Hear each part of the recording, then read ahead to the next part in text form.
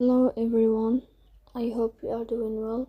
Today we will talk about how to fix or how to solve the problem of flip if click on settings.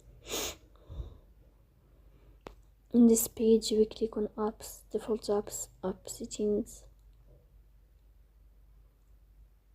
In this list you will search about flip app and you will click. Here you will click on first stop and you will click OK. Then you will enter to the window of storage.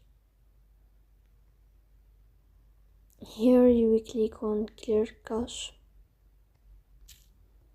Then you will turn off your Wi-Fi and you will turn on your Wi-Fi again to fix that problem. So please don't forget to support us by like and subscribe. See you next time and thank you for your watching and your attention.